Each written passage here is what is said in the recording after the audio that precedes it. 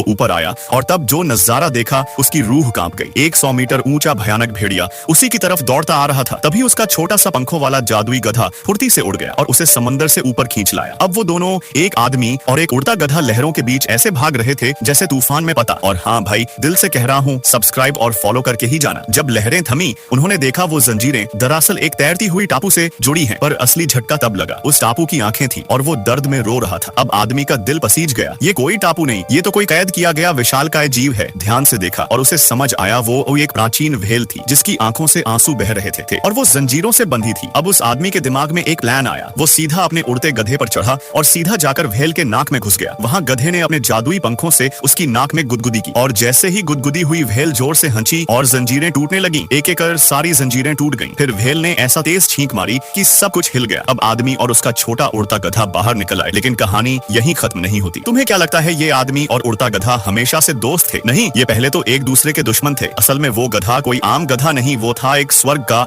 घमंडी देव घोड़ा। वो जमीन पर आकर किसानों की फसलें बर्बाद करता था और उस आदमी को उस खेत की रखवाली के लिए रखा गया था। एक रात वो देव घोड़ा फिसलकर नदी में गिर गया और जब वो उसे बांधने ही वाला था तो देव घोड़े की आंखों में पछतावे के आंसू आ गए। आदमी का दिल पिघल गया और उसने एक शर्त पर छोड़ दिया कि वो अब कभी नुकसान नहीं करेगा। अगली सुबह वो देव घोड़ा 2 शानदार घोड़े गिफ्ट में लाया और खुद एक छोटा प्यारा उड़ने वाला गधा बन गया जो अब हमेशा उस आदमी की मदद करता है।